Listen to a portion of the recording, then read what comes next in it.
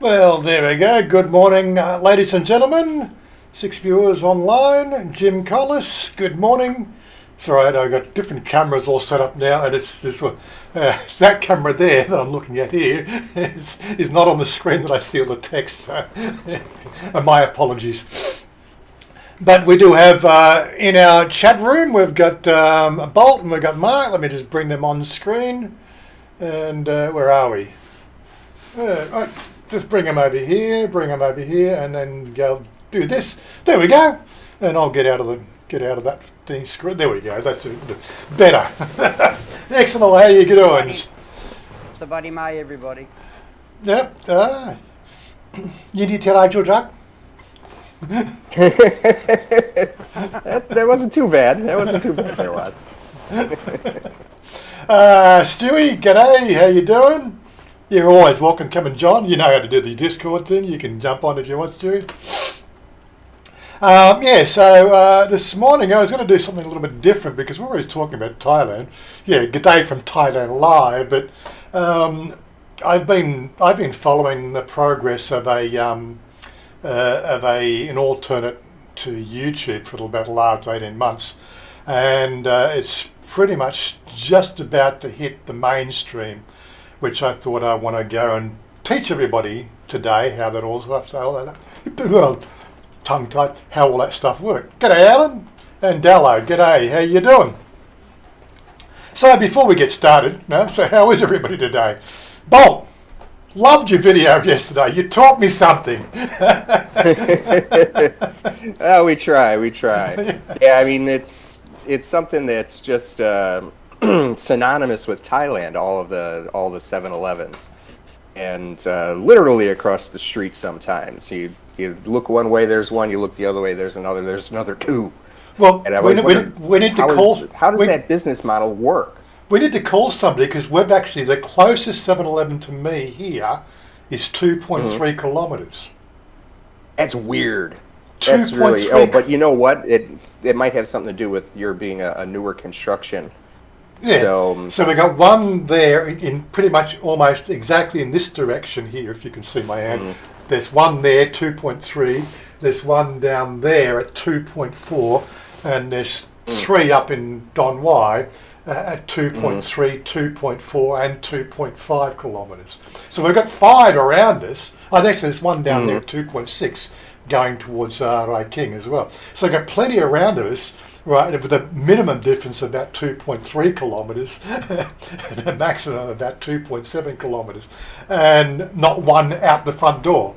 There's mum and dad shop, right? Yeah, it's weird to wind up in a spot where there isn't one. And when I first got here, I was in a spot where the closest one was just over a kilometer away, and I didn't have a vehicle yet. And then when I moved here, you see in the video, I got 4 within walking distance. 4 in your street, and yeah. And of course, I was always wondering why that was, and once I started looking into it and talking to people that work there, and I talked to a person who manages one, and found out the structure, it all started to make a little bit more sense, and I figured out how that could happen. And I figured if I was wondering about it, there's probably people out there that are also wondering. Yeah, we won't go into actually. I wanted to go and see Bolt's video, of course, so if we could find a link to that somewhere. There's too many things on screen. Where are we?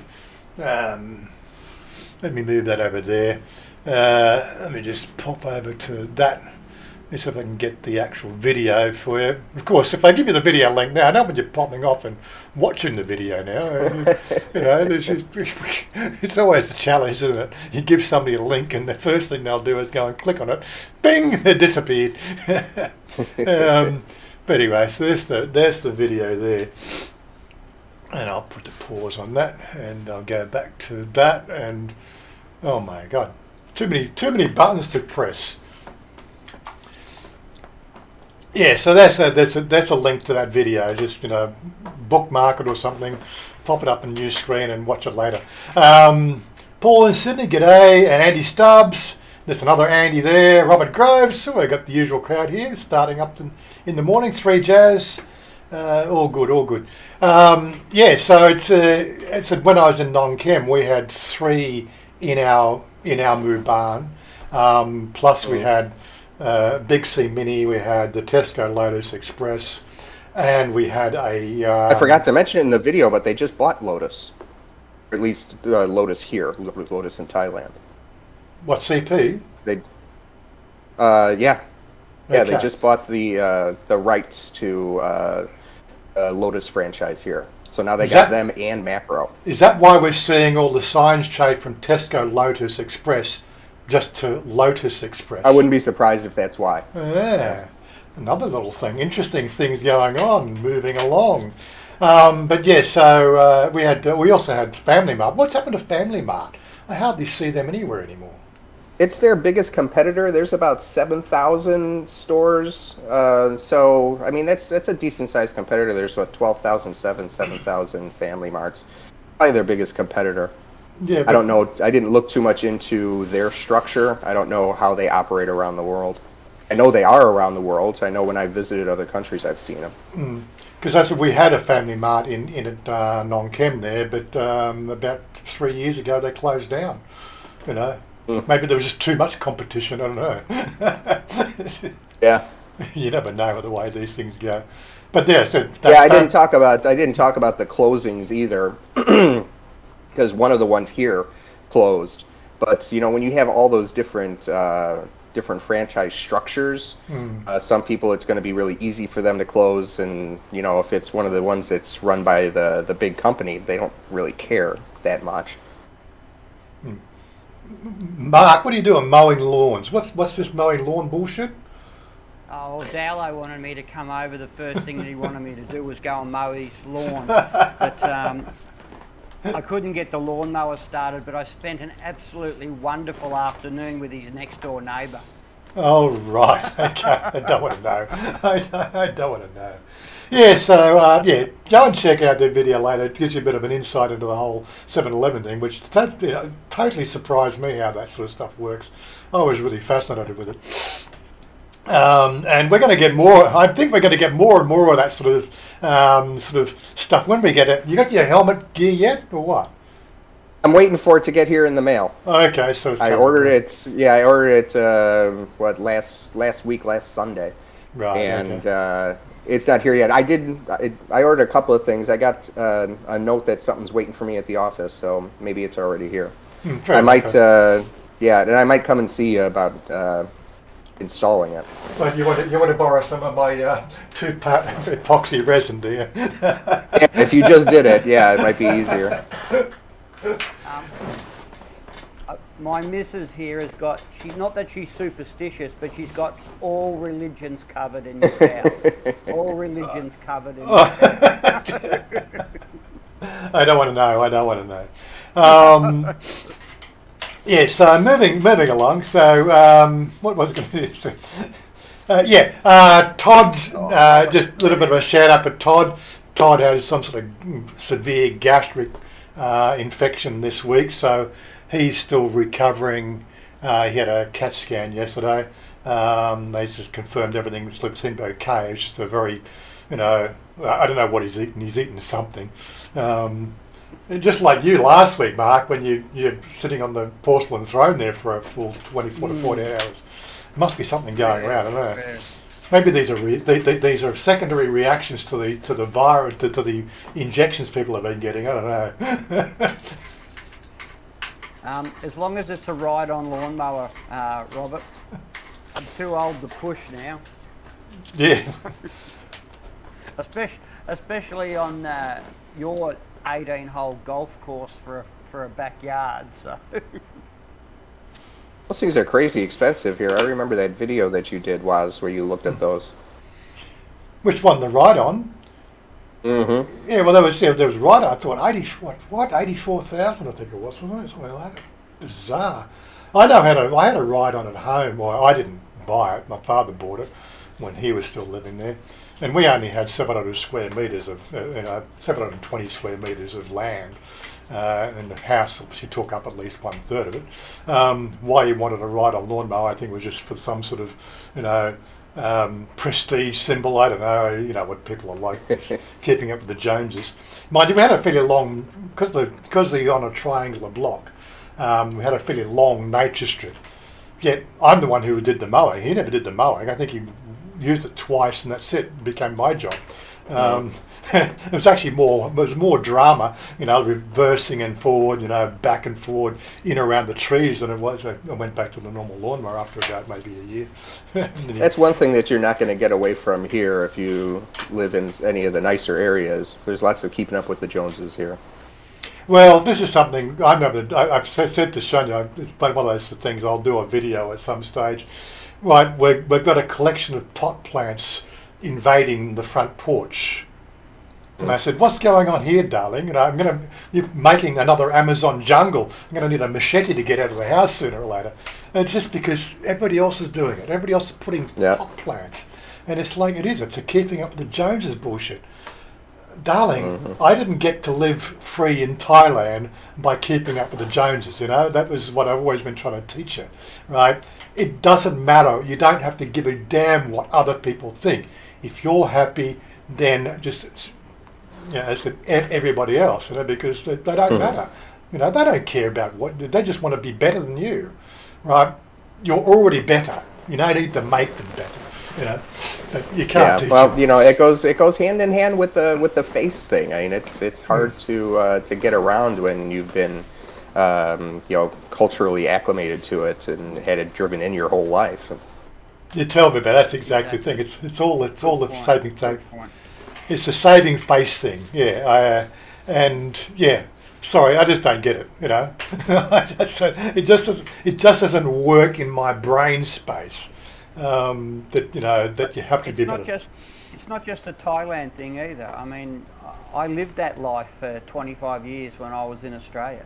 Whenever a mate of mine got a new car, I went and got a new car. When he got a new boat, I got a bigger boat. I mean, I know it happens. And then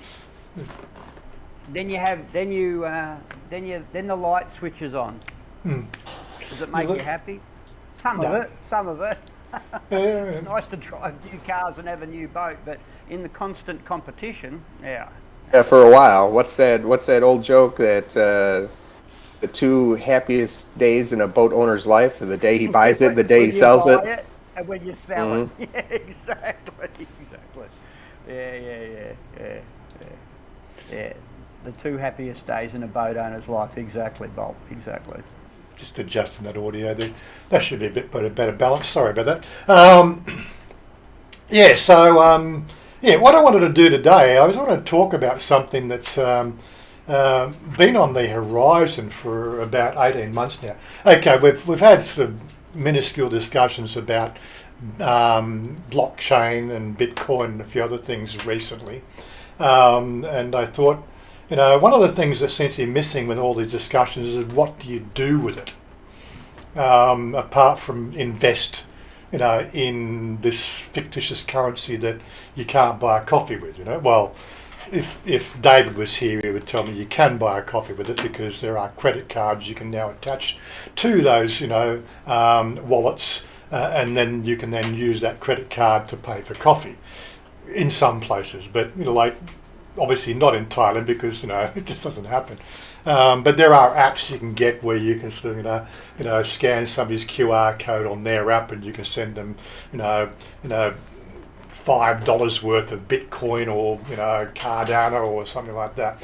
But I remember seeing a video. I don't know who did it, but this is right before COVID hit for real here. But somebody opened a bar in Bangkok that all the transactions are in crypto. Yeah, wouldn't surprise me. People are trying all sorts of things. As I said, Jim, he said El Salvador now take Bitcoin. Yeah, it is something that is happening, and it is a shift. It's going to hit brick walls for probably another 5 to 10 years because the established fiat money systems around the world is fairly heavily controlled. And they like to be, the tyrannical nature of governments these days.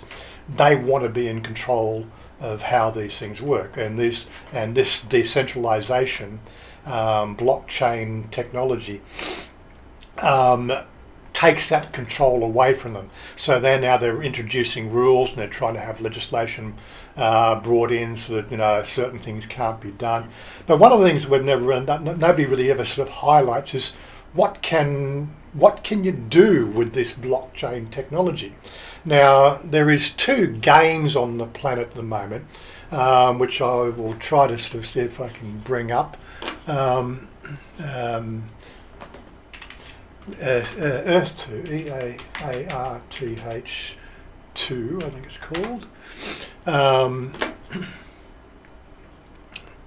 Earth 2 IO, and the other one, which is something that David's tried to get me into, but quite frankly, again, I'm not really all a Star Atlas. There we go. That's the Star Atlas. Is that right? Okay. Let me sort of see if I can get those 2 things up. Oh, what are we laughing at? The chat. Dowlo wants. He thinks that maybe you should leave the plastic on the new bed. Oh, it hasn't come off yet. What sort of games he's thinking of? I'm not going to go there. I did that when I first moved here for an extended time. I moved into a brand new condo, and for like the first month, I left the plastic on because I didn't think I was supposed to take it off. I've told her. Just trying to get the sheets to stay on, stuff slipping around all the time. And like, Look, I took the plastic. Maybe this must be how they do it here. I took the plastic off the mattress because I cannot sleep on plastic. But the plastic wrap. Yeah, I over eventually the asked somebody in the office, and they said, "Well, yeah, of course you take the plastic off. Why wouldn't you?" Oh, hang on. Dogs are coming. Dogs are barking. Okay, so there's 2 games out there, which let me see if I can just reposition some stuff here so that we can get that working. Let's pop that on there. Bring this one across. And come on. Things are just not behaving themselves. Right, this one here is called Earth 2. Now, what this one here is supposed to be, it is supposed to be a model of Earth, and what you're doing is you are buying plots of land around a model of Earth, and they're using actually the current some mapping technology which is already existing, and then sort of reselling it. Again, not interested, right? This thing here of owning virtual real estate. I've been in Second Life for 14 years, and quite frankly, I can't be bothered with it. But here we have people actually buying and selling these plots of land that they first in, first serve. There is no real value in these sort of things, but it's an application of blockchain technology where people are leveraging it to try to sort of scam the next person. Because my definition of what do you call it? A Ponzi scheme is you get in early, right, and you convince other people to then take part in it, so you can make money from them joining, right? This is a particular perfect example of what I would call a Ponzi scheme. The next one here, of course, if I can just bring this one over. Oh, come on, just behave. Right, it's called Earth 2. Now, I don't think I can actually play the trailer. Probably can without sound, maybe. Right, so what they're doing here, it's a spacefaring game. I'm sorry, you guys can't see it. I'm not even sharing it to you guys. Geez, I'm slack. If we split it over to YouTube, we can see it. That's right. I should do that. Let me just get you the live version. My screen, yeah, go live. So you got to do it less anyway, because it will be on that screen for a bit. Yeah, so Star Atlas again. It's a supposedly a space warfare game, very much similar to I suppose EVE Online and maybe sort of Elite Dangerous and a few others like that. But again, all you've got is this virtual virtual spaceships, which you're buying, or you've got in the early adopters have jumped in, bought spaceships, and now they're selling these spaceships for incredible markups. You know, okay, so you know, like Star Citizen, you know, like they've got the pledging system where you're buying virtual spaceships, but it's not a blockchain technology, so it's not really a comparison. But again, sort of people have been doing that for a while anyway. What I did want to talk about was something that I think is going to be a real contender against the players like YouTube. And so let's have a look at that now. It's very hard to do this with all the... so if I resize this thing here down that way and make it go along the bottom. There we go. Let's see if we go there. So this is a program called... this is the application library. But if I bring this up on here and bring up, there we go. Let's have a look at the thing called Odysee. They haven't rebranded the application yet, which is the desktop app. But here we have a thing called Odysee. Now, as you can see here, you can see my entire YouTube content now has been replicated into this Odysee system. And I will, of course, get you a link. Right, so that you have that.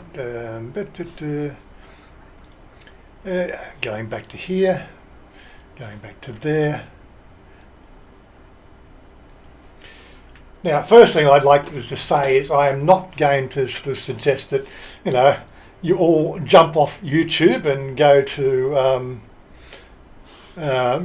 go to this particular system, but in my case, I'm thinking of it more along the lines of the fact that YouTube is a synonymous for bringing in newer and newer regulations and rules. I did have a situation February last year where I sent a takedown order to somebody who was impersonating my account, and what happened in that situation there was YouTube, in their ultimate wisdom, closed my channel down as well because they just not very bright. It took me like 24 hours to get that channel back once they... still no apology for their mistake, but you get the idea. You know, it's run by a bunch of mindless jerks who were the first against the wall when revolution comes. But aside from that, you know, it did highlight the situation, the fact that, you know, all my YouTube content is currently sitting on that platform called YouTube. I do have backups of every video. You know, that's what all those little hard drives are for. But it does also present that situation, which is, oh my God, you're building a group of people. Are you in the Pandora? No, I'm not. What's that got to do with it? I don't know. But yeah. But what I'm getting at is the fact that they are in total control, right? If they don't like something, they're going to shut you. They're going to shut down the monitor, like the AdSense revenue. Next thing you know, they'll be shutting down the the super chatting, right? So that'll also be affected because of some sort of rule. It's basically it's a monopoly that they have on that captive content of people. This system of Odysee is what we call open source. Now this is what I'm getting back to the whole blockchain technology. Odysee has been built on the blockchain, and you can actually buy the investment links. Let me go here, open this tab here. You can actually get involved with it. Right now, come on, am I still logged in? Yes, there we go. Yeah, so here we are, library credits. So here's the current credit system. If we have a look at their breakdown, so 24-hour. At currently 3 cents. One library credit is worth about 3 US cents, or 3.9 US cents. It's fairly stable. If you look at this in comparison to some of the other credit ledgers or blockchain coins, they're heavily sort of pinned around things like Bitcoin. Oh, come on. Bitcoin's going through a sort of 7-day meteoric rise. Everything seems to sort of follow on with the Bitcoin, apart from this thing here, which is a functional coin, which, if I can, oh, come on. Portfolio, I wanted to stay on there. Would you follow the plan? Right, so when Bitcoin goes up, a lot of coins go up. When Bitcoin goes down, a lot of coins go down. Whereas library credits, because of the fact that it's not really hinged around Bitcoin, it is its own blockchain, it's its own coin. You can put it on your ledger, and you can get involved and invest in the coin. As I said, I've done some research. It's had in the last 12 months, it's grown 100%. Not like Bitcoin, which has grown like sort of 300 or 400% in the same period of time, but it's quite a stable coin. It's had a few people bounce into it, try to what they call balloon the coin. Like everybody else is what's happening with all the coins out there. People with money are jumping in, ballooning the coins, then bailing out, and then so you get this meteoric rise and fall. Looks like library credits not really playing that then, because the coin has a different function than trading. And then getting back to the thing, what function does it have? It's a background to this. As to YouTube survives on advertising revenue. And although they don't actually make a profit on the advertising revenue to the expense that it costs to run YouTube, it's a functional part of the Alphabet system, simply because Alphabet keep YouTube running at a loss because they don't want people like Facebook and Vimeo and a few others to rule the roost. Getting back to this one here has a coin. You can actually sort of buy into it with these credits. You can gain credits just by having an account, and you can watch people's videos. There's my video there. It streams perfectly all right. Now this is not actually streaming from YouTube. This is actually streaming. Okay, so today is the day. We've got the new bed coming, and this is the junk room at the moment. I need to sort something out. Oh my god. Yeah, so it's not actually coming from YouTube. This is actually coming from something similar to a BitTorrent mesh, where certain people have got into the system. They're allocating space on computer systems around the globe, and the blockchain keeps track of where all the threads go and where you can stream, and it's basically the streaming seems pretty good.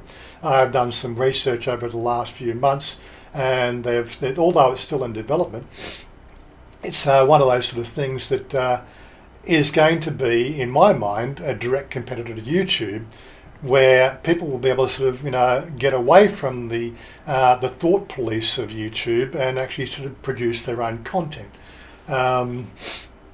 As you can see, there's a few names that I've already sort of.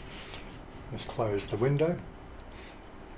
I've sort of seen some interesting things. So we've got AW China. They're up on the platform. I don't know if you know AW China. I found a couple of Thai channels. Life in Thailand. I'm not quite sure who the person is. They go by @expat. It looks like we've got a lot of bar girl stuff. We got our mate Go Hopping. He's on there. So he's joined that program. It looks like about a couple of months ago. I don't know whether he's joined a month or 2 months ago. Lowy from AW China, he's got his own channel up there. They're just replicating their content from YouTube. Another channel that I've followed in the past, A Minute Physics. I don't know if you get into these sort of little physics quotients. There's one here called Patia Videos. Again, I've just basically I've followed these channels simply because of the fact that I wanted to give you an example of what's going on there. Scott Manley, he's a gamer, so there's some gaming content there. I know sort of him from quite some time ago. I've been watching his videos for quite some time. Stepenza, again from AW China, he's got his channel replicated there. Another channel I do follow quite regularly is Veritasium. So people are getting in the know now about this thing called Odysee, and they're now replicating their content into this free-to-use, ad-free platform. And that's, I think, the biggest plus on this is the fact that it is ad-free. And just by joining, you can be part of it. You don't actually have to have content. You just it's a whole plethora of well, there's nothing here. There's my following channels. You create lists of things you want to do. You're basically in control of your own content. Cheese, I don't know what the cheese is about. Look, I've only just been really sort of popping in, and 24 hours ago I saw the fact that Odysee really was starting to sort of take some leverage, so I just bounced in and got my content replicated across there, just to sort of talk about it and to show the program. But you'll see lots of interesting stuff. I think the interface itself could be improved. The desktop app. There's also the mobile app. There's an app. There's an Apple mobile app. There's a Android. There's a Linux app that basically covers all the major platforms. And your desktop app runs in the background as well. You could also then share any video on your computer into the cloud, which will then get replicated as well. So you're no longer in a sort of being held in control of YouTube and what they feel like is the appropriate way to behave on the internet. So you're going to get a lot of weird stuff on there as well, there's no doubt about it. But a lot of genuine channels are now moving across the platform, I think, basically to get away from the oligarchy of what they feel is appropriate and what they feel will be worth any revenue. Like I said, I've had videos of mine demonetized simply because of the fact that I've talked about COVID. And that's one of the biggest biggest things you can't talk about these days. As soon as you start talking about that, they'll demonetize your channel. No, not demonetize the video. They won't demonetize your channel unless, of course, it's consistent bad behavior. But yeah, anyway, to cut a long story short, what I'm suggesting is the fact that, there's that link I did send before. I think I'll put it up there again. Pop over there, create an account, you'll get some credits, follow my channel, right? I can't stream to that platform until I get at least 50 credits on my platform before I can actually live stream. Not that I really sort of see live streaming to this channel is going to be an advantage. Live streaming here to YouTube works, and the content we live stream here will replicate into Odysee anyway. But maybe at some stage there, if by whatever thing I say the wrong thing about the wrong person at the wrong time, you never know. I could be completely taken off the platform. At least I won't be gone, if you know what I mean. I will still exist in Odysee because they can't shut me down there, if you know what I mean. And again, it's not to say that I'm going to sort of do anything that might, rock the boat. I don't plan to get narcissistic and tell the world how to behave. I will try to conform where I can with the rules, but as I said, the rules change daily and you just never know where it's going. So thank God for this, the fact that we've got Odysee. All my content's now on there. We're good. I won't be taken off the platform, if you know what I mean. Anyway, check it out, guys. I think it's worth your time to spend a few minutes over there. And if you want to invest in library credits, then fine, you're quite free to do that. It doesn't take cash, but yes, you can look at a video and you could, like this 6.24 credits, I could be looking at something from Veritasium, for instance. If I go to one of his videos, okay, your DNA is already in the database. I actually quite enjoyed that video. Yeah, I could then sort of support. I can click on the support button. I could then sort of give them one support. Your DNA is probably already in a database. I better watch that because that's actually also on YouTube. But yeah, get the idea. So it's all part of the program. Anyway, enough of that. I think we've move off and then go back to this and whoa, get it ready. Okay, let me stop that. Okay, anyway, so what have I missed after my 20-minute rave about Odysee?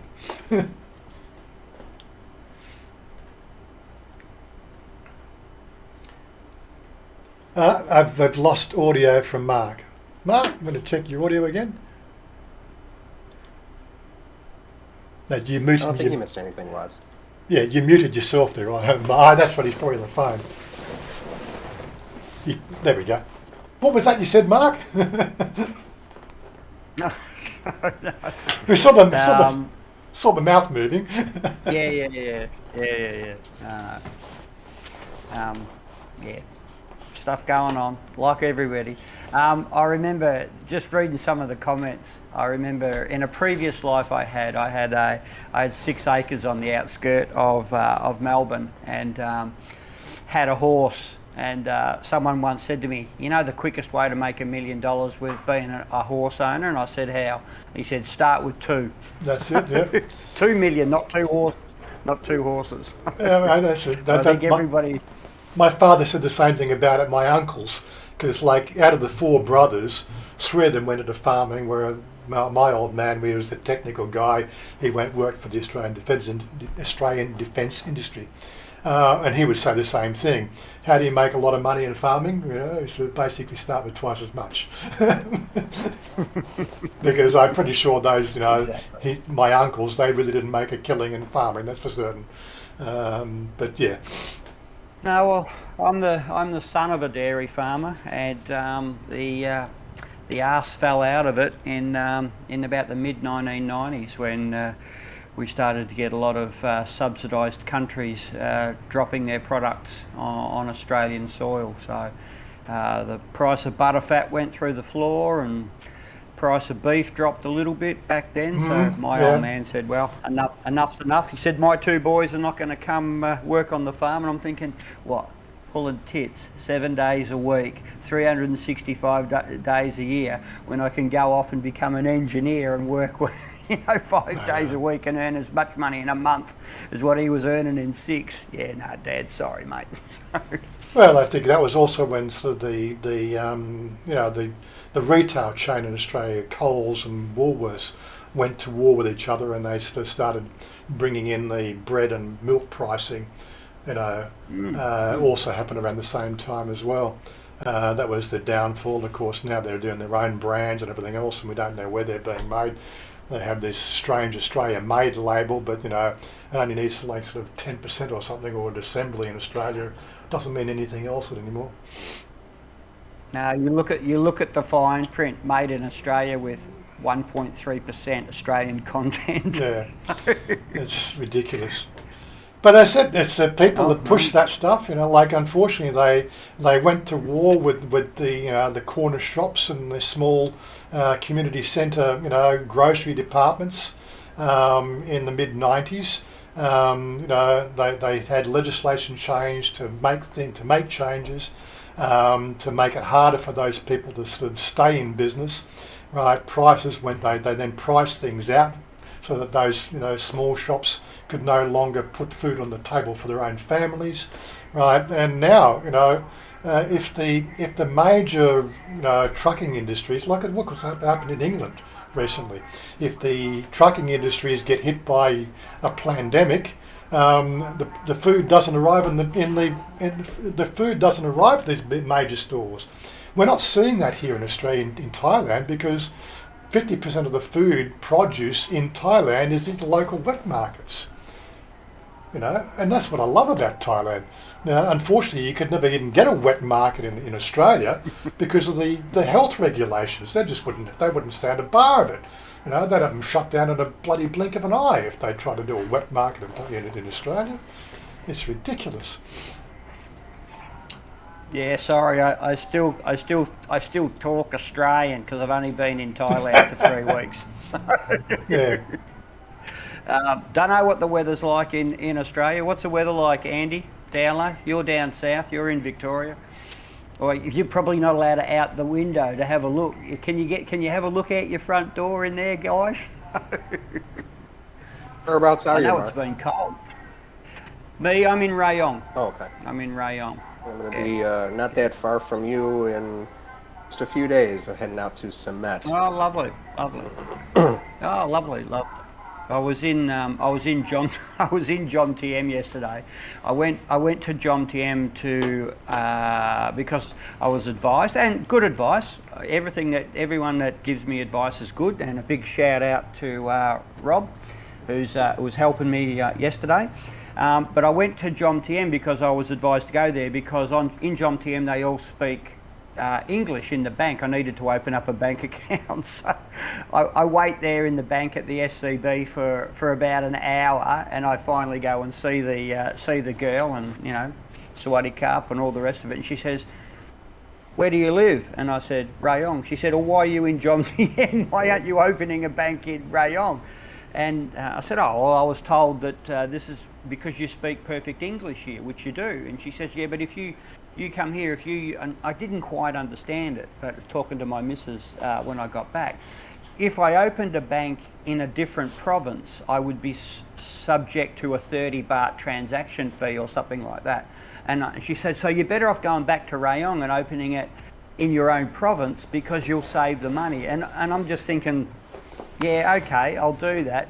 Not thinking that if I need to withdraw money from an ATM, I can use my Australian card because I'm with a bank that reimburses me 100% of any transaction cost. So we came back to Rayong. I picked up my missus and we went to the local branch.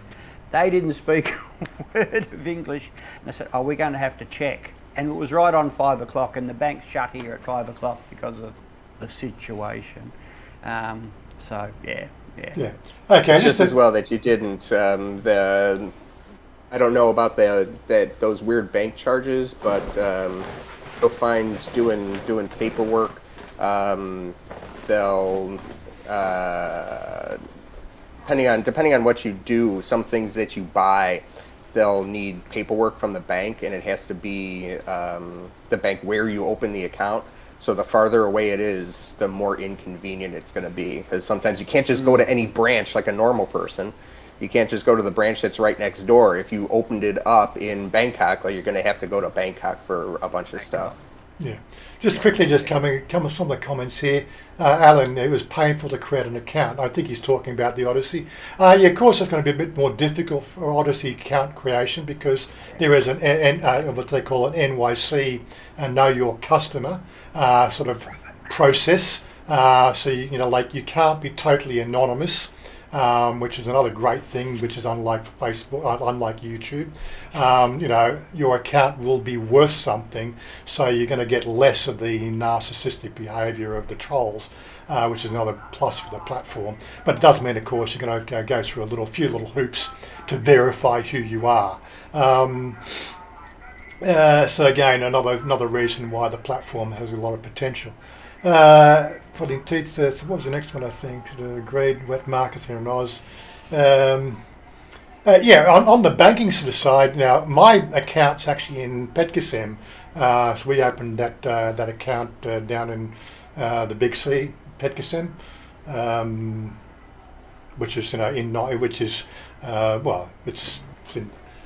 it's in non-chem area. Is it non-chem? I think it's actually further down. It's more like Lac Song. Or is that actually PopeKael itself? I can't remember what the actual Tambourne is. But yeah, PopeKael Big C. I opened my bank account there, and we're now in a different province. I haven't seen any extra charges for doing ATM transactions here in this province from having my bank account in that province. But I am making plans. As soon as this, things relax here with, going to the bank and all that sort of stuff, I've got to get my yellow book changed.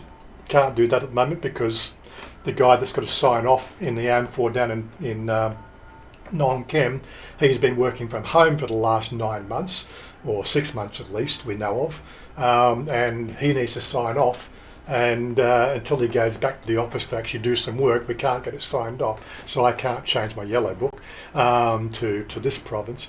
But yeah, again, I want to sort of move my bank account here because there's going to be some sort of difficulty.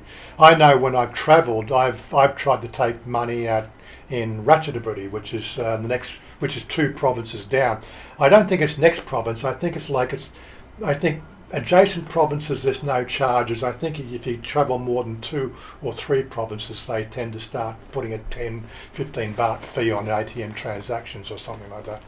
I haven't worked. Yeah, she said if I opened it in Jomtien, it would be okay for the province of Chonburi, but Rayong, she said I might be subject to 30 baht. But when I came back to Rayong, as I said, my missus pointed out, she said, well, if you're transferring money, to her, for example, to pay the rent, it'll be just SCB to SCB, not subject to any transaction costs. And I use ING Bank. Everyone's free to make their own mind, but I chose ING because when I was travelling extensively overseas for work, I could withdraw money, and whatever country I was in would give me back whatever the transaction cost. So 220 baht to pull out 1,000 baht here in Thailand, outrageous, but anyway, it is what it is. Within 5 minutes, I would see that money credited straight back into my account again with ING. So. Well, you get some good banks like that. I didn't have the same sort of privilege for Citibank in Australia, but I do know it happens. I think Charles Schwab does it for America and a few others.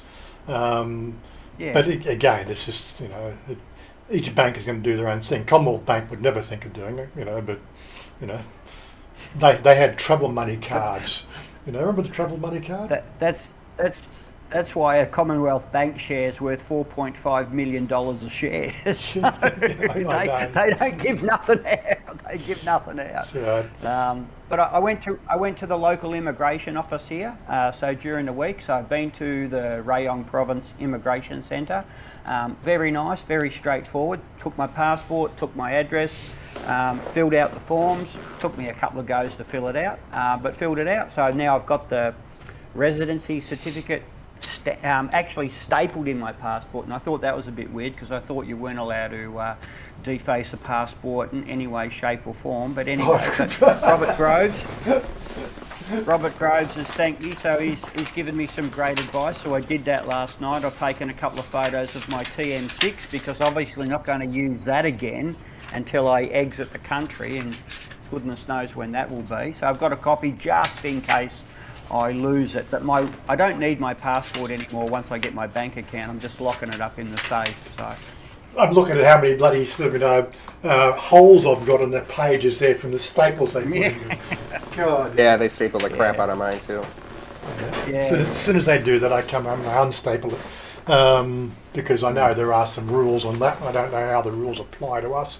We didn't do the stapling, but I might as well keep my book clean. And I've also got to take them out to do the photocopies anyway, because I don't take my passport anyway. I've got my passport photos in my Google Drive, which I can then go to my phone, right, anywhere I am, and I can go to Google Drive, open my passport folder. Oh, okay, Robert. And I can show all my Thanks, details. Dave. Gotta love Thailand. He's going to help me. He's going to help. Are you related to my bookie? Gotta love Thailand. So, TM30 certificate of residency. Oh, different thing. But I can chat again with you later on, Robert, because I did send you a picture of what I've got, and I think you said that was okay. But anyway, we'll see. I might chat to you. I might give you a ring later on today. Robert's been fantastic. Been really helpful. Is Robert Mack? Robert Mack, are you heading back to Thailand any time soon, or what? Got to know. We're going to get together and have a beer. Looks like beers are on the table probably from November 1. I'm hoping. Yeah. Another thing is I got my injections due for the 19th. Chanya's injections scheduled for the 15th, so she suggested I'm actually going to go drive her into Bangsu, her and Mum, because they're on the 15th. We'll take both the girls in, take my form with me and my details, my passport, all that sort of stuff. And they got a feeling that fact that they'll probably give me the injection on the 15th as well, rather than wait till the 19th. You know, like 4 days is not going to make much difference. Just like when Chanya took Mother in the first time around, Chanya wasn't registered to have the injection, but because she was there, she got it anyway, if you know what I mean. They tend to be a little bit lenient for that. So I could be getting my second injection on the 15th, who knows. If not, it'll be the 19th. Not to really worry. Yeah, Jazz, I've got my old passports, and I don't know why, but I look at it because in my old passport, so I got a new one in 2018, but my old one, it was a 10-year Australian passport. I had visited something like 46 countries, and I had stamps all over the place. So for me, it was a bit of memorabilia. Not a lot of countries would stamp, but I was travelling extensively through Eastern Europe, and they loved putting stamps in, so it was good. I still have my old passport there. Yeah, I got mine. They cut the thing off. I've got it. Cut the bar off. I think I kept it because my mum found my grandfather's old passport when he came to the Kingdom of Siam back in the 1920s. So there you go.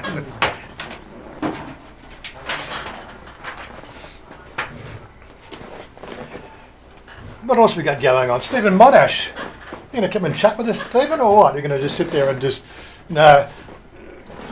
Anyway. Just walk around in Australia somewhere, told it. I've kept my passport since I was a child. Yeah, I haven't even kept my last one. I didn't worry about the one before that. I threw that out. God, hang on, let me just fix something up here on the camera. Hold on a second. Guys, I'm going to have to head out. Joy has a dentist appointment this morning. Does She's she? having her braces tightened up again. Yeah. Really? We are, yep. Every 2 weeks, they crank them up. Absolutely. I know. I remember having that done when I had them too. It's not fun, but... Yeah, Chanya went through the process in 2011 or 2012. We had her teeth done, straightened up. But now she wants to get veneers, and I said, "But your teeth are perfectly good. Don't veneer your teeth." You know, I thought her teeth were fine to begin with. I mean, I think one tooth was like a millimeter crooked. You know what? Hey, you're doing it for you. Yeah, it's all vanity. They love to make themselves look good. I was going to say. Got these from the States yesterday. These are... Ooh. Oh, nice pocket boots. Those boots are made for walking. I miss my motorcycle boots so much. They were just too heavy to bring. These are maelstroms. Johnny Siam, how are you? These are maelstroms. What were they? Maelstroms bought from... I heard Johnny was in lockdown. Yeah, so these are maelstroms. They bought them from Amazon. They were $55 US. Okay. Right, That's not and terrible. about $65 to get them here. The delivery costs more than the boots, but good riding boots. I've been looking for a set that did the zipper on the side because, you know, like I can't get my feet, because I got the arthritis in my big left toe. I can't bend my big toe backwards to get into normal boots. But at least here with the zippers, I can undo the laces and then zip them down, which means I can get into them.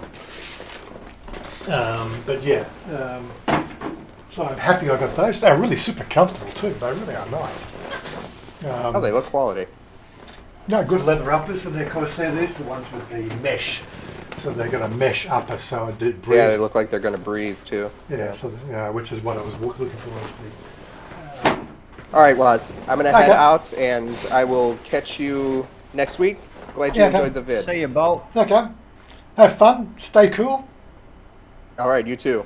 And I'll catch you on the thingamajig. Yeah, when as soon as comes. it comes in, I'm going to give you a holler, let you know I got it, and maybe we can put it together on the helmet. We'll together. talk. We'll talk to each other on Discord via HelmetCom. Okay. All right. I'll see you Okay. later. Peace out. Take it easy. I heard Johnny Siam was in quarantine. Are you still in quarantine, Johnny? I meant to send you a message. I've been a bit slack. So yeah, I think Johnny was in what they call a tier 1 site. So he walked into the local rubbity dub dub, came out with there's COVID in there. I don't know. Yeah, well, there's a lot of reports talking about what they call breakthrough infections now. But Thanks, Robert. those sort of things are going to happen no matter what you do. Something we're going to have to we have to live with it. As soon as we get back to normal, so conducting normal life and all that sort of stuff, as soon as things will get going. Cheers, Warren, guys. G'day, Steph. How you doing? A few other shout-outs there. Johnny Siam, as you said. Also we got Skinny Dog. Also I missed. I'm really slack at trying to keep these things up to date. Good to have you along. As I said, Todd's got this stomach infection. He said he was going to try to make it, but I got a PM from him a little bit before half an hour before the show started, and I'll try to get to watch it when he gets home. So he's apologised for not being here, but health comes first. That guy's he's gone through some hell, hasn't he? He's got his first exemption rejected, and then everything else that the man's going. Tell me about it. He's going to be one relieved puppy when he finally sits his ass on that plane in a few weeks' time. So yeah. Yeah. So good on it, Johnny. I can imagine that too. So. Yeah. Johnny G, yeah, hi guys. Is the elite visa worth getting? Yeah, okay. I've got a mate of mine. He's actually currently in his 7-day quarantine right now. I'm going to try to reach out to him and see if I can get him on. He's got an account on the Discord here. I'd like to have him come on and talk about the elite visa. So keep an eye out for that one next week. And see if we can get him on the Discord, just so he can get his opinion of it, because he's actually over here on the elite visa.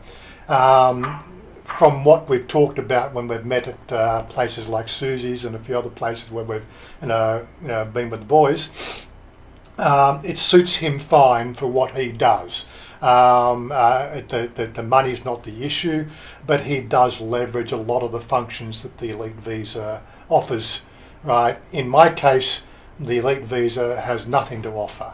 As I said, I can be in Thailand, right, on a retirement visa and have absolutely no strings attached, apart from shoving 800,000 baht in a Thai bank account, and then every month putting more money in there to keep that balance above 800,000. That's the only stipulation I've got to deal with, and I've got to have health insurance basically, which is, I think we said 12,000 baht a year. Outside that, no strings attached. Everything's pretty cool. Can do all the stuff that I would want to do here. I don't play golf. I don't need limousine services. I don't need all these things that you get with the elite visa. But as I said, if you're travelling internationally and you want to call Thailand a base of operation for travelling throughout Southeast Asia, then there are options there that make the elite visa worthwhile. But rather than me talk about the elite visa, because I'm I think it's a waste of money, well, it's a waste of money in my case, some people will find it useful, and hopefully if we can get him on for next week, I'm sure Chris does watch the channel and get it. But anyway, I'll reach out to him and see what's going on and see if we can get him on next week to have a talk about it. because I think a lot of people would like to know about it. Anyway, when you jump on the plane to depart, how deflated do you feel a year? I don't know, it's been 5 years. I haven't been on a plane for 5 years. I tell you what, that's a freaking, you don't think about it, but like from 2005 right through to 2016, I was on the plane at least 3 times a year coming to Thailand. When I met Chanya, of course, it was about 4 times a year. And after that much travelling to come to Thailand, God, I honestly do not miss fucking air travel anymore. I'm quite happy to sit in front of my computer. I worked it out the other day. I met up with a lovely young bloke yesterday for a couple of coffees, and in Jom Tiem worked it out that between end of 2016 to the end of 2019, I was travelling to Thailand 9 times a year. That's even more than me. Shit. Yeah.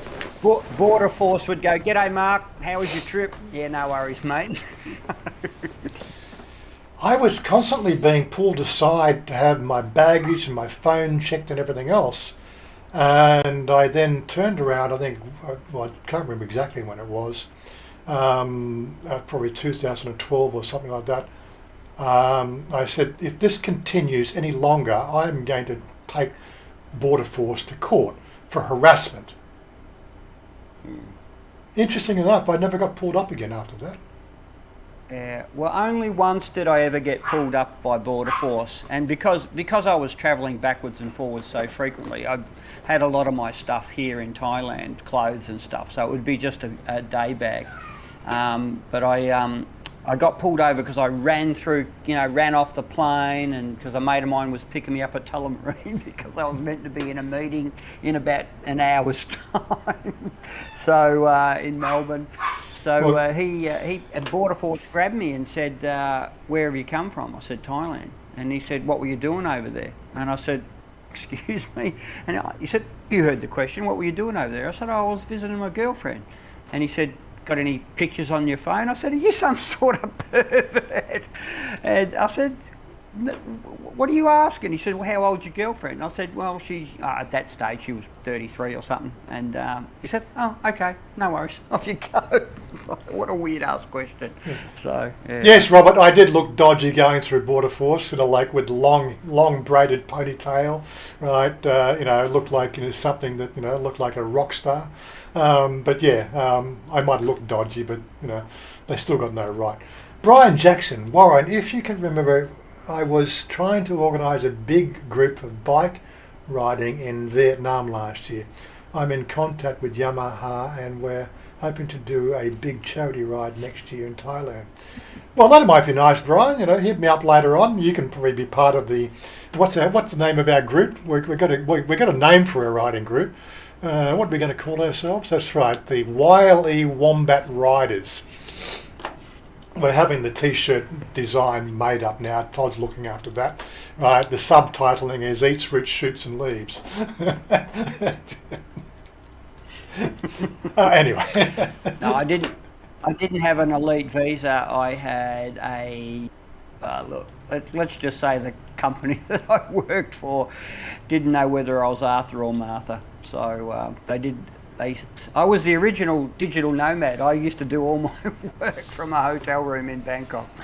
So, and no one knew the Wazza. The beauty of iPhones is that you can receive an iMessage no matter where you are in any part of the world, and your boss thinks that you're in your office 15 kilometres away from where he is. But anyway, funny stories. And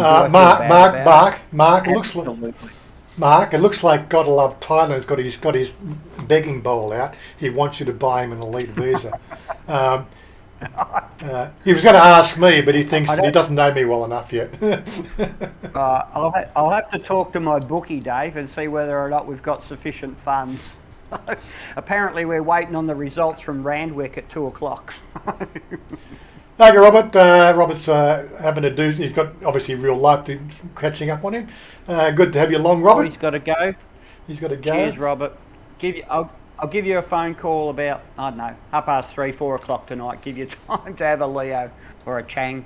Leo, I think you're a Leo man. And I just saw the room's got a bed in it now, Rob. So you know, hopefully we both sort of see you in a month after we got our second injections. You're welcome to come up. What's it? Gotta love wombats. Yes, okay. Sons of Arthritis. Well, the Sons of Arthritis, that name, everybody's using that name. We had to think of something different because we're going to be different. We're not going to be Sons of Arthritis. We're going to be wombats. And what does a wombat do? Eats roots, shoots, and leaves. I'll let you.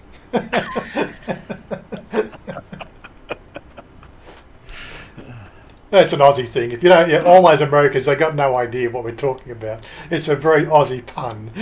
That's right. Oh, I want to go and see that, Niall. I'm really looking for Sons of Poverty. Yeah, I like that too. But I do want to see the James Bond movie. Robert Mack, I've taken my motorcycle in Vietnam and rode 3 villages across ferries. Never had a problem. Yeah, I've seen like up in Sukhothai. There's got this what they call rope bridge, which is 2 fence palings wide on the base, and they ride motorcycles across the thing, and the thing's swinging like this. No, sorry. Tyres are crazy. No, Jay, they're 6-inch wide planks. It gets 2 side by side, so it's 12 inches wide, and they ride their scooters across this suspension bridge. It's freaking ludicrous. But yeah, anyway, that's only in Thailand. On the way to Central World, it's a James Bond movie. Okay, yes. Good. I'm waiting for it to come to torrent. It'll be. There's some cam versions out there. I just don't want to spoil it. I'll wait for it to be on some sort of streaming platform when it gets a good version of it.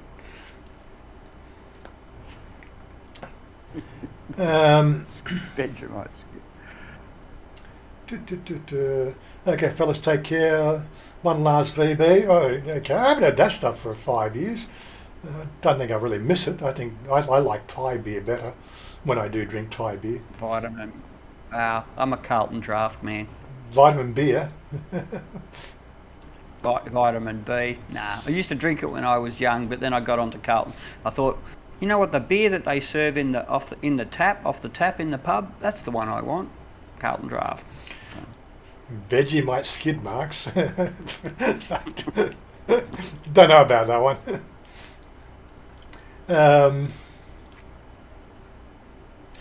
If you use a handrail on a rope bridge while riding a motorbike, you know you're in Thailand.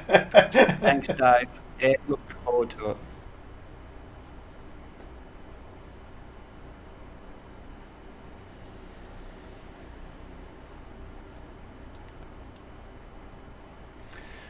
Well, I don't know about that, Andy. I don't think the wombat was synonymous with dickheads.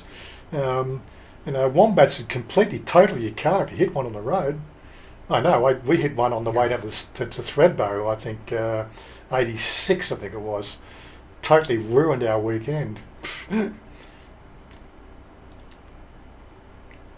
Some movies you want to go through. I was driving my brother's semi-trailer years and years and years ago, big semi-trailer truck, and hit a wombat, and it stopped me dead for hours on the side of the road as it ripped off all the airlines and all the S-cam brakes on the triaxle trailer on one side. God, they did some damage. They're like hitting a boulder. They are rock solid. They are. They are. Yeah. But yeah, I said I just don't ever recall it being synonymous with dickhead. No, wombat for me was always, you're a wombat, mate. You're a bit slow, because wombat's top speed is about 1 kilometre per day. Yeah, and that's it. We're not fast riders, We're gonna cruise Thailand, so wombat riders, the wily wombat. In my world, Andy, a dickhead was called a dickhead. Or bogan. I think bogans was the name. So bogans and rednecks go hand in hand. Bogans were flannelette shirts and moccasins in shopping centres. So The walking things we around miss. in their Uggies and a flannelette shirt. The things we miss in Thailand, we don't get to see that anymore, do we? No, but you do see a lot of people walking around in their pajamas during the middle of the day. I can't believe that. We get sometimes she's dressed in no joke. She's got her pajamas on, and then we're off to the market somewhere. I said, "Oh, you got to put some clothes on." She says, "No, my below." I was up at Central World here in Rayong yesterday to go to the bank, and there's a whole lot. I mean, they were young, they were teenagers, but they're all wearing their Mickey Mouse pajamas and stuff. I thought, welcome to Thailand. Yeah, fair enough. Or Well, something else, yeah. it's them. Whatever they do, they do. I can't stop them. That's a bit harsh, Stephen Monash. Time to sleep there, Robert? Okay. In Western Australia. Thank you, Robert Mack. Yeah. Hopefully we see you early in the new year, my friend. Really looking forward to it. 1,500 wombats. I wouldn't have thought you would actually get 1,500 wombats in any farm size area. I thought they were fairly solitary creatures. Big farm. Must be a big farm, yeah. If you got 1,500 wombats, you're probably talking, a property in outback New South Wales or South Australia somewhere. I'm guessing, maybe. Correct me if I'm wrong, Robert. Yeah. John. Sorry, John.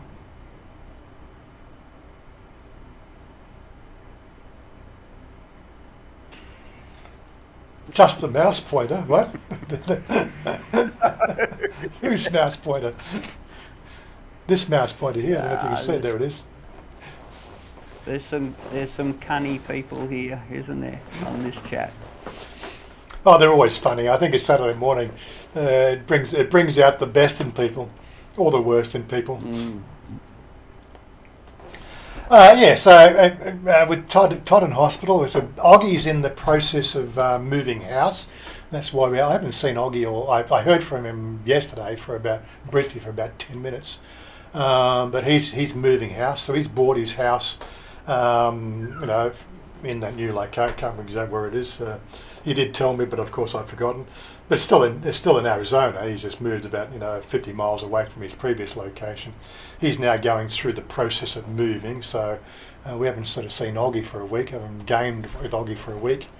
And Todd has been off the planet with this bug, so but it's all good. Everything will get back to normal next week. With a back like that, do you not need an elite visa? You're right. we got a river in our backyard, or at least a Klong River. Same.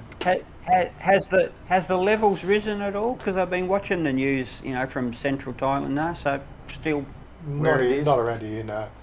No, that's good. The rice paddies look to have a lot more water in them than they normally do.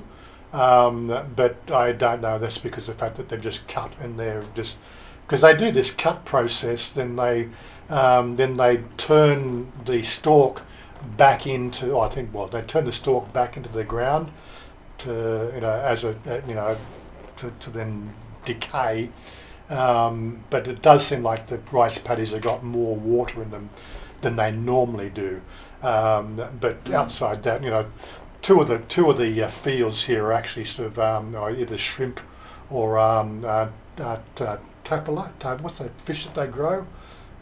Tapia. Oh yeah. There's one of the fish that they grow in these ponds. So they've got two of those, just either side of us here. They look like they're fairly full of water as well, but the Klong itself is, it still seems to be going up and down with the water, with the water flow. So nothing's come up any height. I've seen a few monitor lizards in there, swimming the length. We've got our own crocodiles. Tilapia. That's it. Yeah. Well done. Yeah. Too slow. Sorry, John. Exo got you. Pipped you at the post. Hopefully that's my investment at the 2:30 at Randwick. Does the same thing, pips it at the post. Otherwise I'm e-begging. Right. XNLO's got a good question about the mosquitoes. It really is odd. Like we've got the clong there, and we've got the fields are full of water. We do get this period at dusk where we have to shut the doors and windows, and that's from about 6:30 till about maybe 8 o'clock. That's when they all seem to come out. But by 8:30, the mosquitoes are gone again. I don't know whether the ginjock have eaten them all or what. We have the house is full of ginjock, it's those little gecko things, and the geckos. So we'd have mosquitoes. Mosquitoes aren't vicious like the ones in Australia. I know mosquitoes in Australia, you can feel them bite you, Over here, they hardly even notice mosquitoes. Yeah, they buzz around you, but they don't seem to have very big teeth. So they don't really get to be a problem. If I'm doing a barbecue or something, then I'll get the what they call citronella spray out and spray my arms, just so that the fact that they don't bother me, because you're trying to look at cooking food, and that's what seems to draw them in as well. Mosquitoes are drawn to carbon dioxide fumes, yeah. I did not know that. Yeah, I think it's carbon dioxide is their long range sensing, and when they're within about 10 feet of a light source and those little zapper things, then that fascination takes over, which is why they work as well. But they are attracted by carbon dioxide. Well, that's all the science that I know seems to suggest carbon dioxide is the long range homing for mosquitoes. And I guess maybe because I was thinking it was just my ankles. Yeah, or your body odor. They just go for the ankles. Sweet blood. Can't be accused of having sweet blood. They're in plate proportions back. Bitter old man here. Plague proportions is back at Canberra Ridge. Okay, right, 15 years ago. We're talking about, I'm just trying to think, John, that's the wombats. Trying to keep track of what each thread is. I've got 5 different threads going on. Okay, Darla, we're up, you're off. Can you see? Where can I see fans only versions of the new bed test? Somebody had to come up with that one, yeah. I was waiting for it. The closest you're going to get here is, I think there's a 30 seconds short when Todd sent the stuffed wombat over, and you get her in a towel. That's about as close as you're going to get. Unless, of course, we actually get to a beach sometime where we can actually go swimming, and she can get to wear one of those bikinis I bought for her. I must have bought her about half a dozen bloody pairs of bikinis in the last 5 years, but she hardly ever goes in when it's swimming to actually wear them, which is a bit of a shame.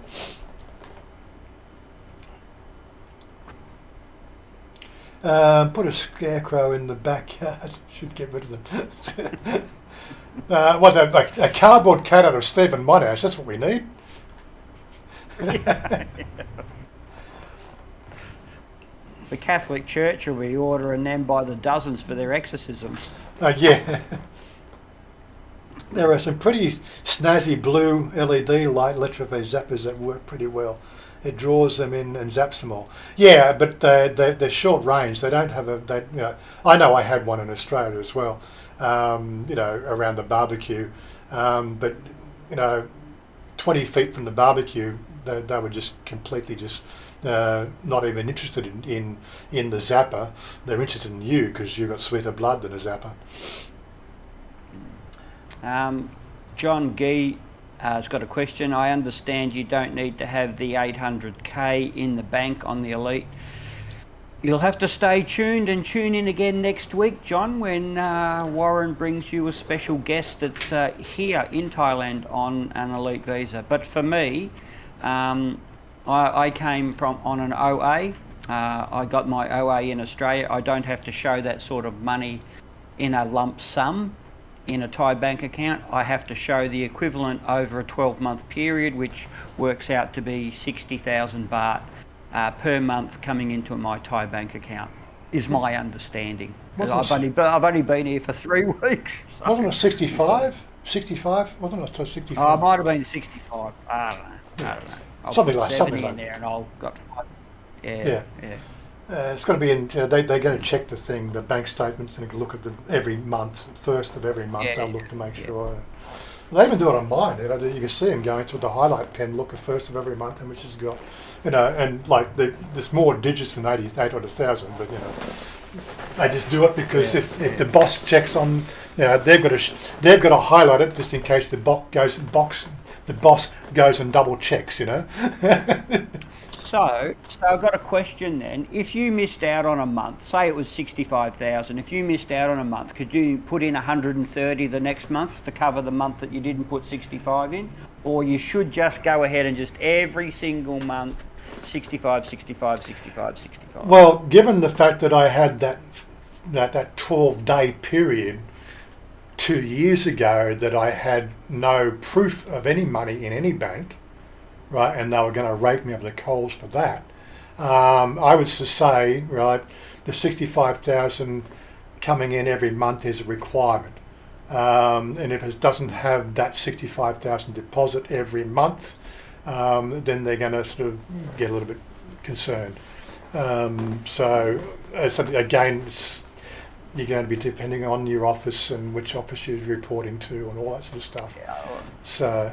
I'll just do everything by the book while I'm here. Yep. Look, Mark's not going to have a flag. they're usually very happy to help you if you go and ask questions. So this is, outside Changwatana, every office and everybody I've talked to in different provinces have said they've had nothing but good reports and good proactive approach to their visa requirements.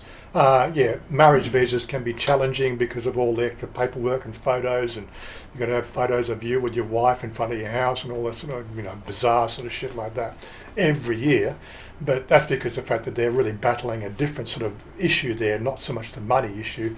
They're trying to battle the what they call it, the fake marriage bullshit. So those pictures have to be different every year, so the fact that this is something you haven't bought online, photoshopped or something, because that's what can happen. Photoshop can get very good to make you look like you're in front of a house, with your partner, and you've never seen him before. But I think an immigration official actually come out to the house, and they'll interview a next door neighbour or a trusted friend of you and your missus, and check that way as well. So it wouldn't surprise me. But I think then the monetary requirement if you're married is less. So, but as Andy's just pointed out, 2,600 AUD. If it's half the price, 1,300. God, I spend that on Leos a week. So, not supposed to say that. Yellow Thai water. Oh yeah, sorry. No, I meant Leo is a ice cream shop just around the Leo's ice cream shop. Oh, Leo's ice cream shop. Yeah. Leo's ice cream shop. That's what I spend. That's what I spend my money on. That's a lot of ice cream. Oh yeah. I've got a big belly to fill. I saw a picture of what do you call it? I saw a picture of what's his name? What's that movie star? Was in Triple X. What was the?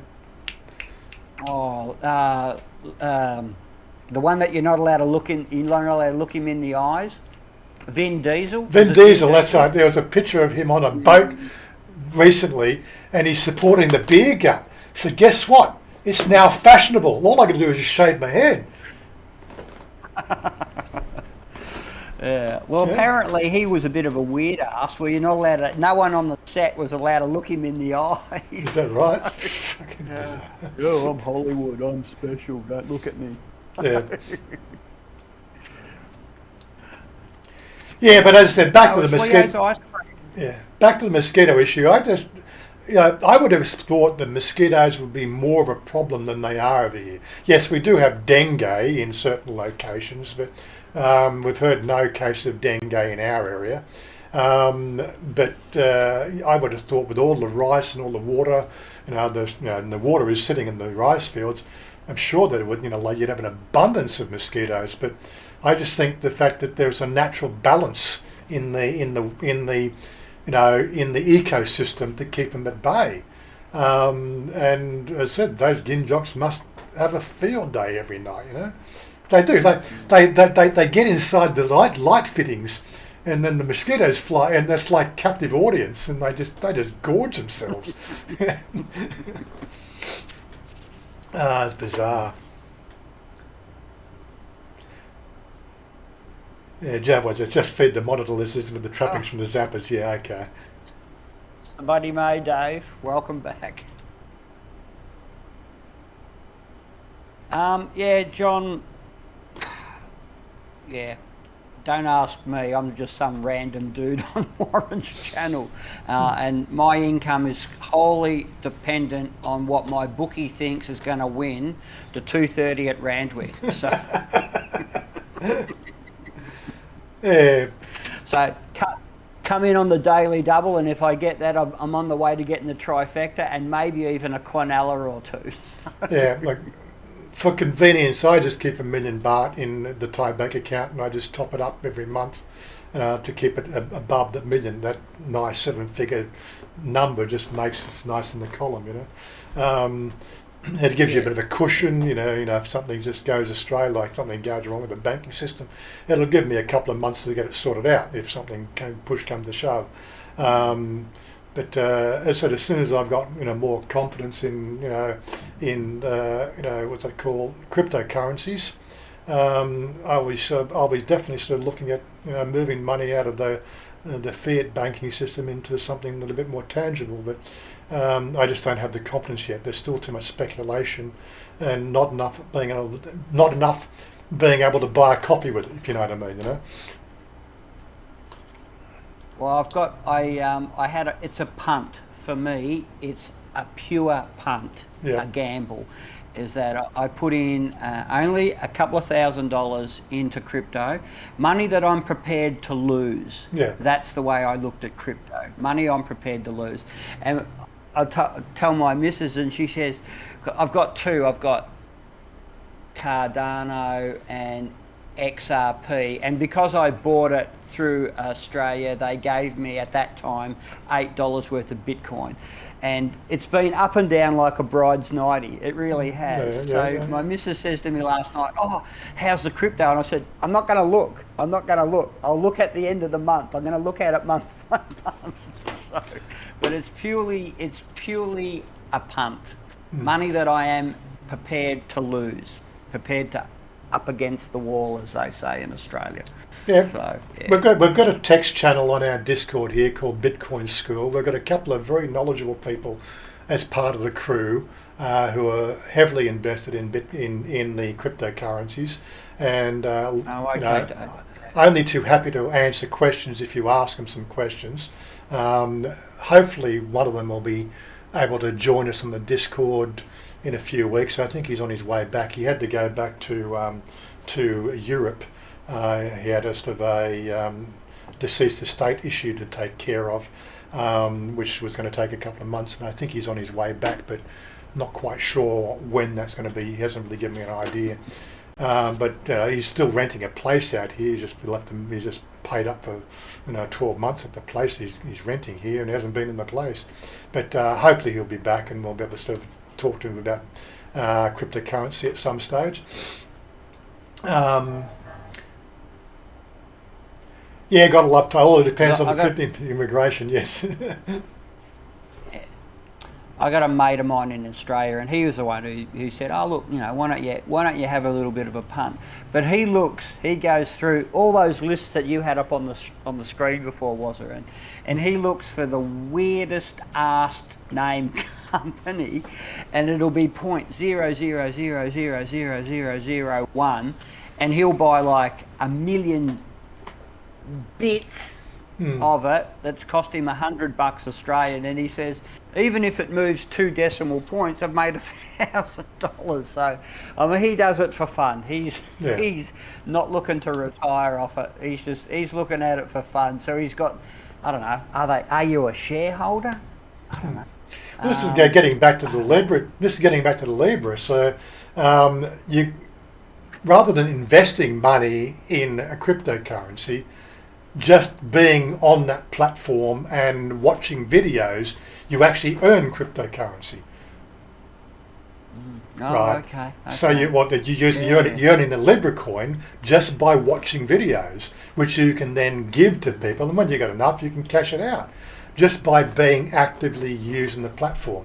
No, sort of YouTube don't pay anybody to watch their YouTube, right? But this one here, if you watched all the YouTube videos on that platform, you know, I don't know how many videos you're going to watch to actually make $1, but that's another thing altogether. But you get the idea. It's you know, it's a different paradigm. It's a paradigm shift. No longer is it advertising revenue based. It's basically participating in the new functions of what the yeah. You're going to have to put a warning on any future videos to do with any bed delivery, because Too Slow Coach, I don't know if his heart can take much more of it, because he's had night sweats all last night. So maybe you have to put a rider, a banner on the screen. Let me see if I can get. I'll get the photos of what the final looked like. Oh no, I took a couple of final photos here on my photo album. Let me see if I can find them for you. Screen, share the screen to Mark, and I'll just minimise that. Here we go. We had a few of the girls over last night. Don't want to look at that shit. I'm going to have night sweats now. See you, Ed. Okay, here we went bed. Okay, so that's the bed. That's the dresser. That's what basically that's what the final product looked like with the mattress on it. Yeah, as I said, you know, that's the thing with the plastic. The plastic on the bed head there, she won't take that off. Why won't she take it off? Because because it's new. And of course, the other addition I bought was the new tool cabinet. There we go. Wow. Look at that. That's Keep fancy. my That's tools fancy. outside now. See, it's pretty cool. Any other interesting photos I've got? I think you saw all those ones on the last video. Yeah. What about when the friends came over? I got to think about locking it. Yes, I got to find a way to put a lock on it. There's the guys down the workshop there. They were. So I've just brought my bike down to have the rest of the lagging done on the pipes here, and the landers actually had a look at the clutch cable. Yeah, this is an interesting thing. They wanted to oil my clutch cable. So little Thai ingenuity. I love this little thing, and made a little bottle, sticky tape around there on the clutch cable, gravity feed the oil into the cable. I would have never thought of that. Wow. Shit. No. It worked quite well. I used to squeeze graphite. Dust in as much as I could, but. There we go, and turn that off again. But yeah, so that was me down at the workshop yesterday. So they finished put all the what do you call it, the fiberglass lagging around the pipes, which is supposed to help with fuel efficiency by dissipating the heat or something like that better, or something like that. I don't know. Yeah, I suppose I could research the science behind it to find out what the real reasons are. But hey, look, everybody's doing it, so again, keeping up the Joneses. Maybe that's what it is. Cost me what it cost me. 200 baht for all the lagging, right? And it cost me 300 baht to get it fitted. 2 hours work. Be good in my bed too, XO, because I'll have a slushy in bed and goes Slushy? everywhere. Is that what you call it now? Is it? Coffee, slushy in bed. What is it? Thai tea in bed. Yeah. No, those stray fluids all over the place when I'm, watching the football on the big screen in the bedroom. So yeah, they go all over the place. I hope that's what you're referring to. Yeah. Yeah, John D's made a point. I just missed that, John. He has a crypto Visa card and uses exactly the same as a debit card. Yes, I know those things exist. But as I said, if I went out to get a crop up mule from the wet market up the road, they don't take credit cards. They don't take credit cards. They don't take debit cards. It's a cash society. 50% of vendors here in Thailand are cash only. So that will change over time. But as I said, it really comes down to the fact that if I can walk into 7-Eleven and get an iced coffee with a Visa debit card, then yeah, I may start to consider it. I know I can do it, but things I make my own coffee here, so I'm not going to do it. Did you see? And Dave from Gotta Love Thailand is going to have a holiday in the next month or so, where Uncle, the government, are paying anywhere between 40 and 60%. So we've got that app, Dave. It's on the everyday app that my missus can go to 7-Eleven or the markets, and where there's a collaboration between the government and the vendor, get a discount on the food. So the Thai government are funding Thais and families to have holidays now, or not funding, they're subsidising them. Yeah, to the tune of anywhere between 40-60%. That's the 50-50 so that's good thing. That's good for the local. Yeah, but it goes on holidays. I think it's participating hotels, but still, there's we had a bit of a look 600 baht per day. We had a bit of a look for Jomtiem and Pattaya last night because we thought we might get away for a few days in a couple of weeks' time, all the way to Jomtiem. But yeah, Thai government, love them, hate them, whatever. But I mean, little bits and pieces like that to try to keep the local economy ticking. And 600 for food. So yeah, 600 for food. I don't know. My missus just said, she came home with dinner last night, and I said, how much was that? She said, 150 baht. But it was dinner and this morning's breakfast. And but she said, Uncle paid for half. I said, oh, beauty, thanks, Uncle. They're calling him Uncle. Yeah. Everyone calls him Uncle. Calls him Uncle while he's giving them money, but then of course you get the 3-finger salute, everywhere else. Yeah, they call him. I don't know. You did a video a couple of days ago, and there was a certain mammal that featured in the video, and I think that's what a lot of Thai people might refer to someone as. Yeah. We're not getting. We don't get political here. No. Political. That's it. So, gotta love Thailand. If they change the law, will you get married? We'll get married, but I don't think I'd change to a married visa. I don't need to. There's no compelling reason. I may at some stage consider sort of dropping the OA visa and going to an O, but that does require me to bounce out of the country and then come back on a temporary visa and then reapply for the permanent, for the O retirement visa. But it just seems like it's too much of an issue to deal with that. But now that we're living here in Nakhon Pathom, maybe it is a simpler process than what it would have been in Chiang Watana. So it's an option, but I don't see any pressing need to fuck with the system, if you know what I mean.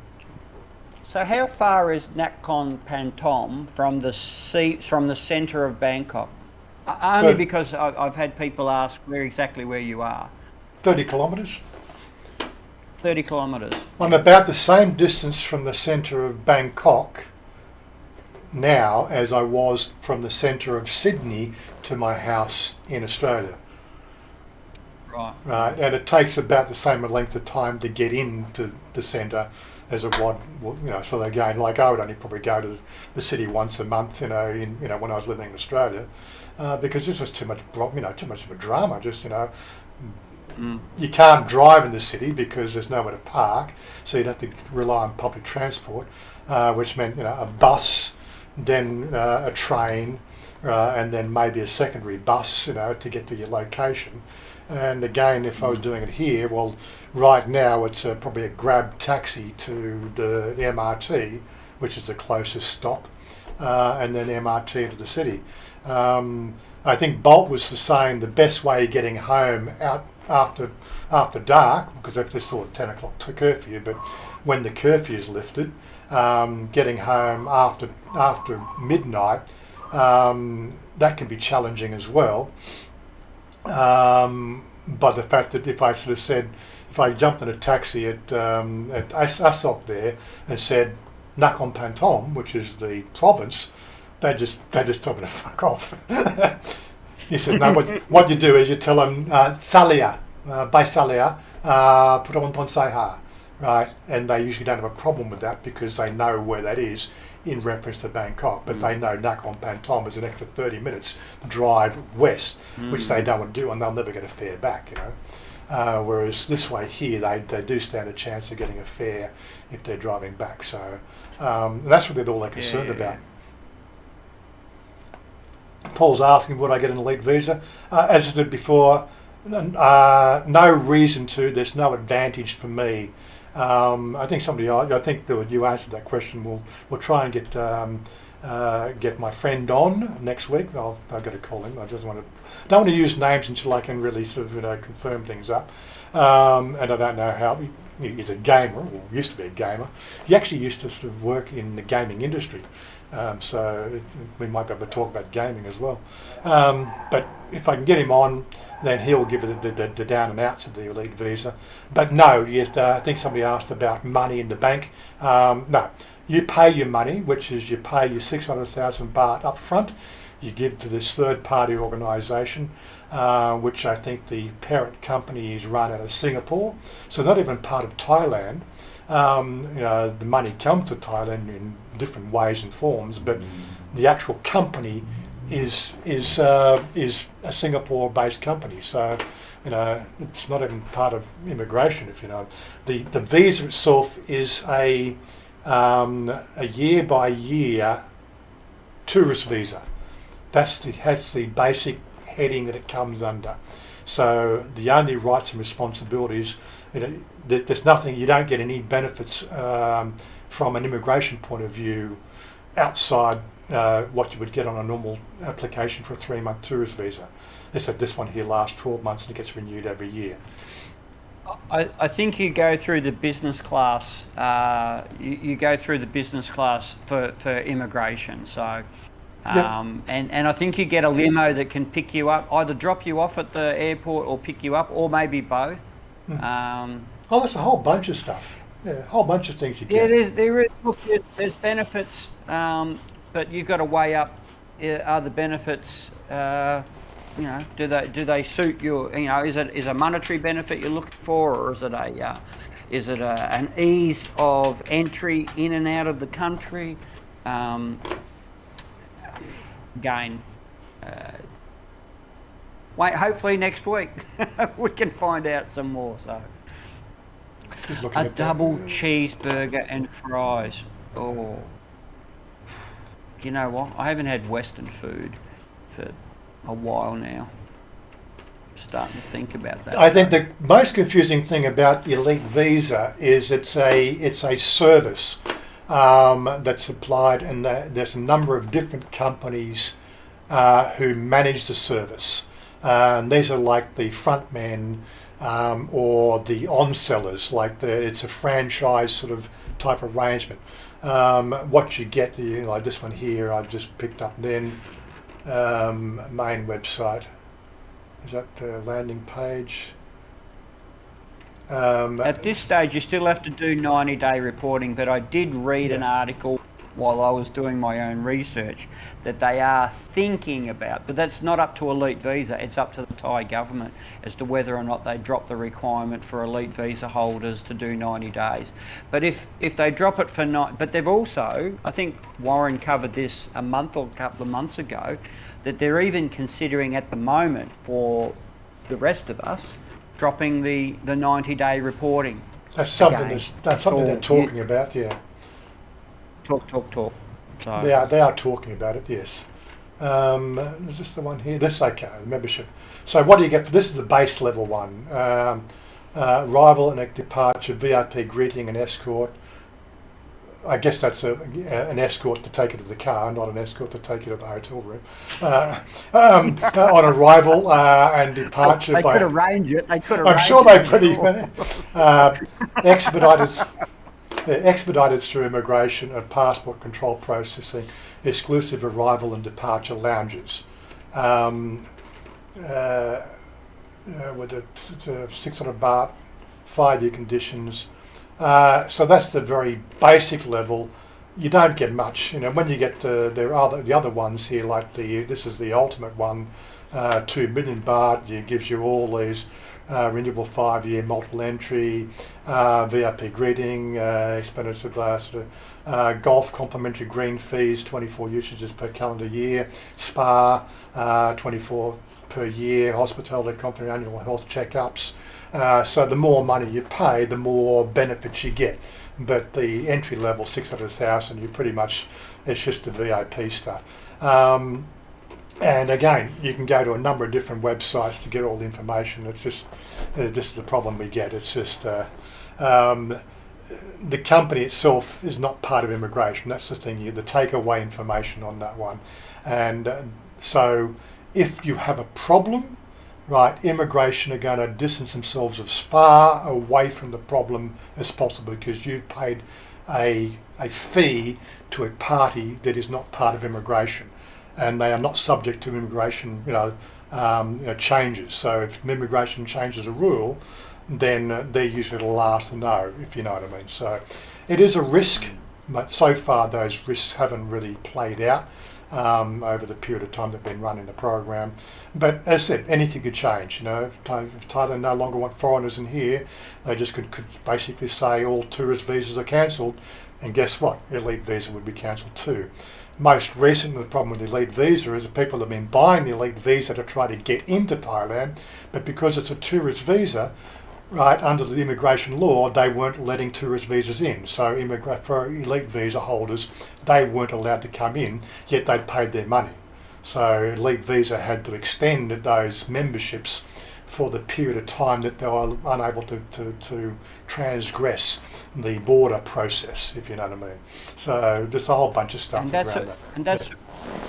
And that's a really valid and important point that you made. Yeah. That it is not part of Thailand immigration.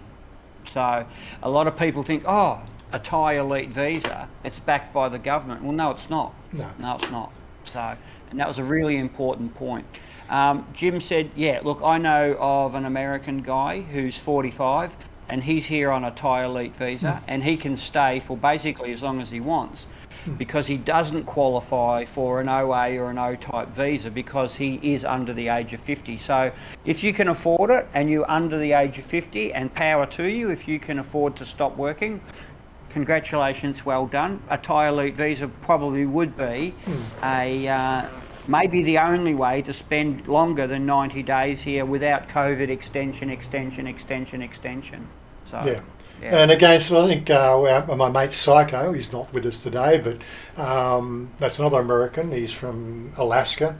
Although he's still he's on COVID extensions, but his original plans was to do what they call educational visas. I think that's now been confirmed. He'd have to confirm that for me, but he plans to do back-to-back yearly extensions on what they call language education visas to do with language and other things like that. But he's under 40, so but he plans to get 3 to 4 years on educational visas. Once he can no longer obtain an educational visa, then to stay in Thailand, he plans to then move to elite visa. If the elite visa still apply, then again he may decide after 3 to 4 years of being here in Thailand that he's going to move to Vietnam or somewhere else. Leaving the books open. He's not making that sort of definite long-term plans, but it is on the cards the fact that if he couldn't get his education visa, he was going to apply for the elite visa. But to do that, I think he had to bounce into the country as well, which was a complication. So he's thankful now that the education visa is coming into play. So, but yeah, we'll see what we can do, because it'd be great to hear the first hand from my friend, because he's been on that visa for I think 3 years now. Hear of any of his any inconveniences he has had to suffer.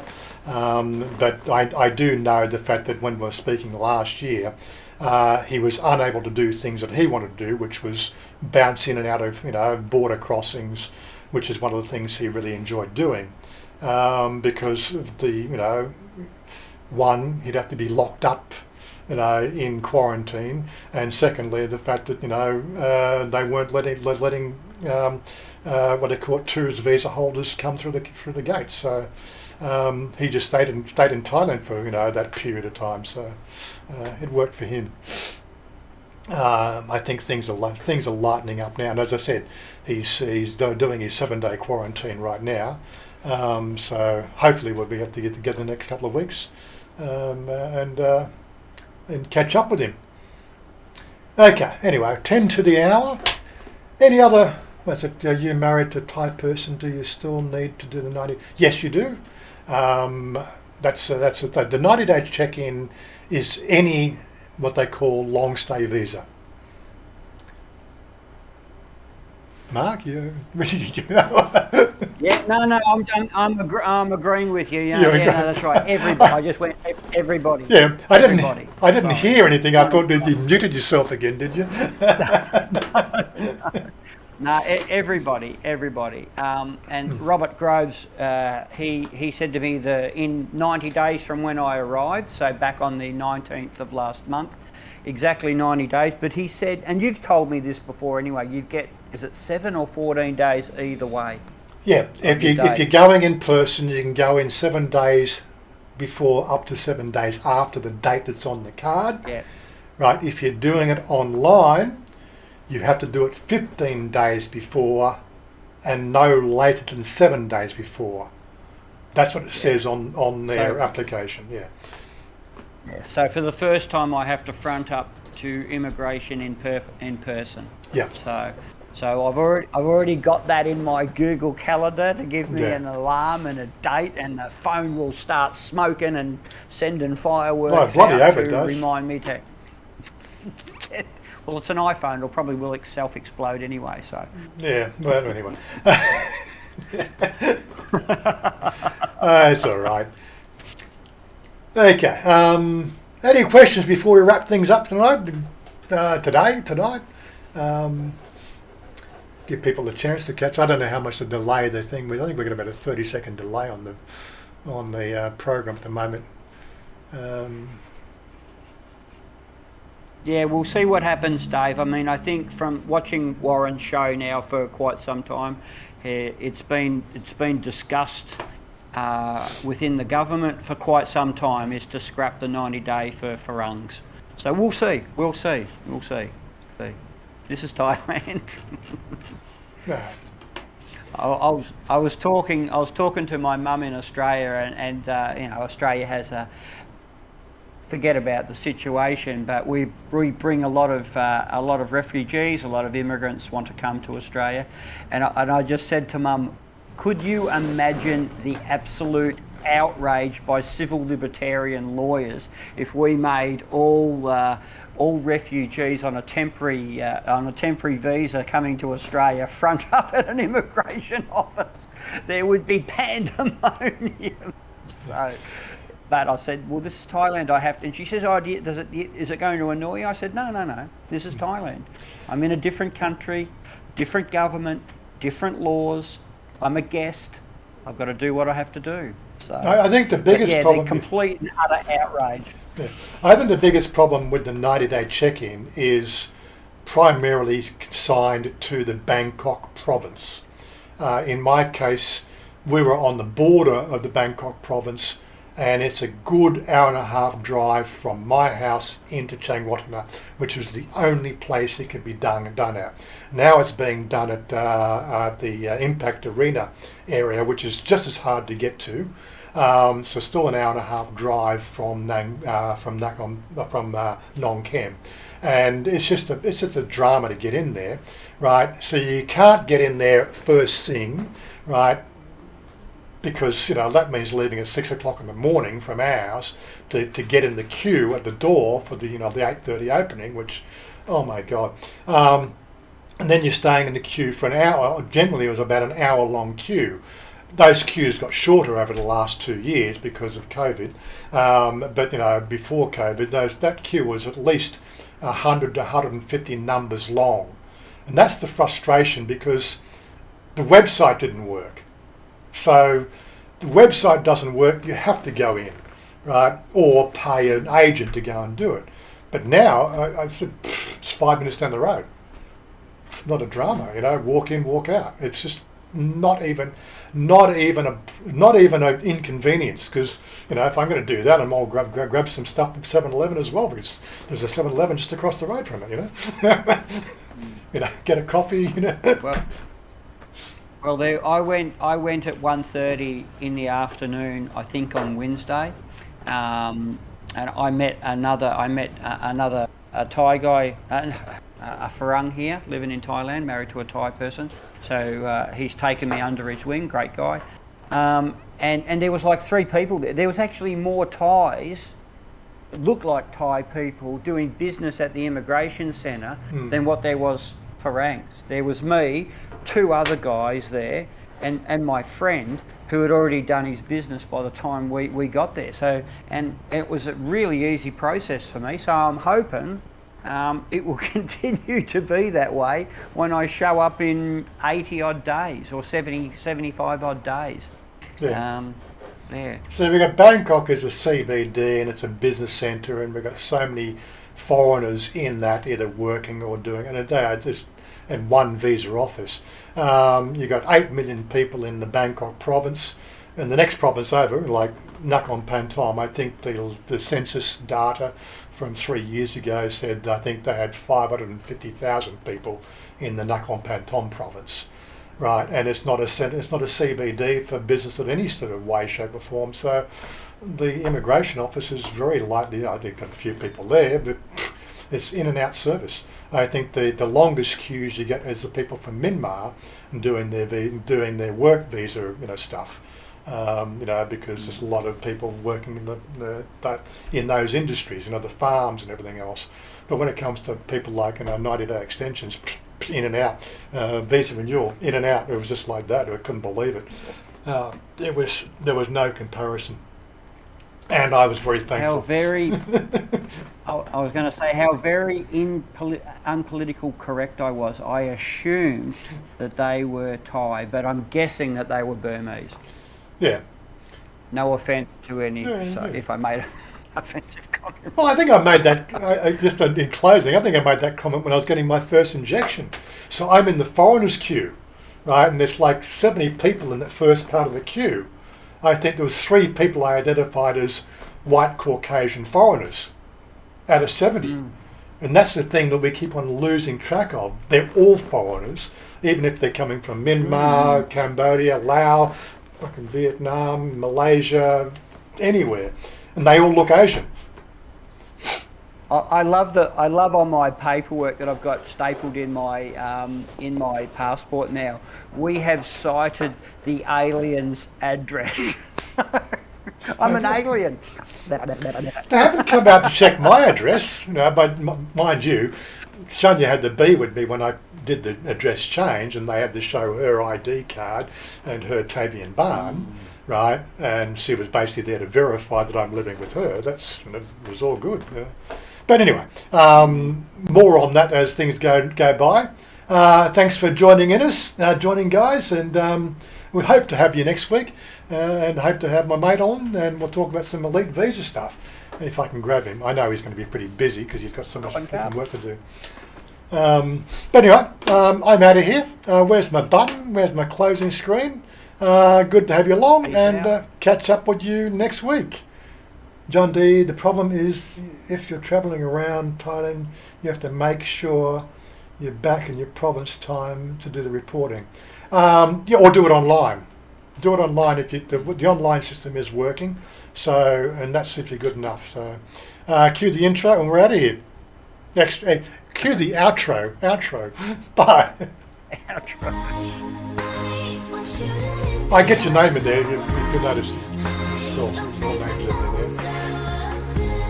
Oh, is it? Oh, thank you. Bada bing, bada bong. Yeah, Mark V. There you go. Oh, well, thank you. Robert Groves had sent me a few texts yesterday because he was chatting to another friend who must be going through exactly the same process.